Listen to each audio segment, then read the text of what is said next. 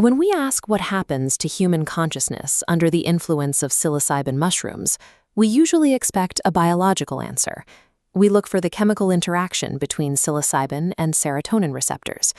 But our understanding of this experience depends less on objective biology and more on competing cultural frameworks. The French philosopher Michel Foucault described these frameworks as discourses. A discourse is a specific way of understanding an aspect of the world, used by institutions to exert power and control. Language dictates what is permissible. Take the terms drug abuser or schizogen.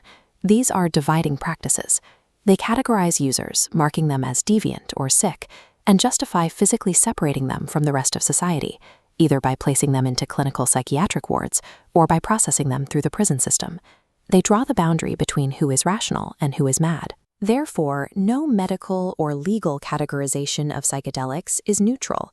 Every label applied to the mushroom experience is a historically contingent exercise of power, designed to elevate one group's worldview while invalidating another's. This diagram shows how mainstream society historically processes the mushroom experience by splitting it into top-down categories based entirely on external observations of the user. We can call these the dominant discourses. Two of the oldest branches here are the pathological and prohibition discourses. Under these models, the mushroom is strictly defined either as a dangerous poison that induces psychosis or as a criminal public health threat. The state uses these classifications to justify the total legal ban of the substance. A third branch emerged in the mid-20th century, the psychological discourse. Medical authorities realized the chemical had effects on the mind, but they constrained its use strictly to the clinic.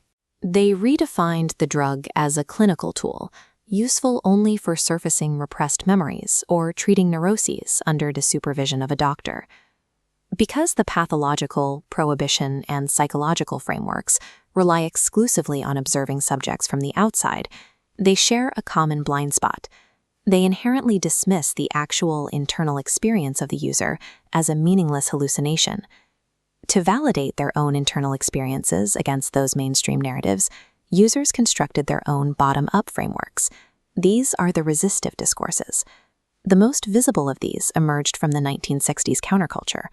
The recreational discourse frames the drug around transgressive party pleasure, while the psychedelic or psychonaut discourse treats the chemical as a tool for deliberate, open-ended self-exploration. In 1973, a group of scholars proposed a new term to distance their practices from street-level recreational use, entheogen. Meaning generating God within, this discourse attempts to legitimize the drug by framing it strictly as a sacred sacrament that generates a divine experience. But the entheogenic discourse carries its own restrictive baggage. It awkwardly imposes rigid Christian ideals of reverence and solemnity onto a highly variable chemical experience. It assumes the divine is strictly internal and that every proper trip will be a religious one. While these resistive frameworks successfully reclaim agency from the state and the medical clinic, they still force a complex subjective phenomenon into neat, restrictive boxes. There is one resistive framework that pushes past these boxes, the animistic discourse.